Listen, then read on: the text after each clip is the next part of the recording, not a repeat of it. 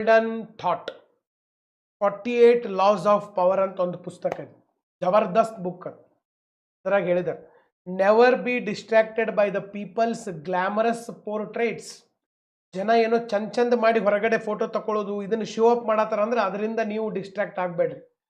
Portraits themselves and their lives, search and dig for what really impressions them.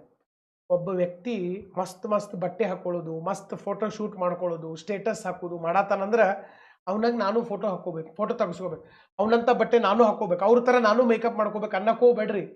ಅವ್ರು ಹಂಗೆ ಮಾಡಕ್ಕಂತಂದ್ರೆ ಅವ್ರೊಂದು ಜೇಲ್ನಾಗ ಅದರ. ಅವ್ರು ಏನೋ ಒಂದು ಮಾಡಕ್ಕೆ ಹೋಗ್ಯಾರ, ಮಾಡೋಕ್ಕಾಗಿಲ್ಲ. ಸಮಾಜ ಅವ್ರನ್ನ ಇನ್ನು ಎಲ್ಲಿಪ್ಪ ಅವ್ರು ನೆಗ್ಲೆಕ್ಟ್ ಮಾಡ್ತೈತೆ ಅನ್ನೋ ಭಯಕ್ಕೆ ಅವ್ರು ಏನು ಮಾಡತ್ತಾರ ಸರ್, ಸೋಷಿಯಲ್ ಮೀಡಿಯಾದಾಗ ಬಂದು ಫೋಟೋ ತಕ್ಕೊಳ್ಳೋದು, ರೀಲ್ಸ್ ಮಾಡೋದು, ಮೇಕಪ್ ಮಾಡ್ಕೊಳ್ಳೋದು, ಇದನ್ನೆಲ್ಲ ಮಾಡಿ ನಾವು ಅದೀವಿ ಅಂಥೇಳಿ ತೋರಿಸ್ಕೊಳ್ಳಕ್ಕೆ ಹಂಗೆ ಮಾಡತ್ತಾರ. ತೋರಿಕೆಗೆ ಮಾಡತ್ತಾರ ಅವರು. ಜಗತ್ತಿನ ಮುಂದೆ ನಾವು ತೋರಿಕೆ ಮಾಡ್ಕೋಬೇಕು ಅನ್ನೋ ಜೇಲ್ನಾಗ ಹೋಗ್ಬಿಟ್ಟಾರ ಅವರು.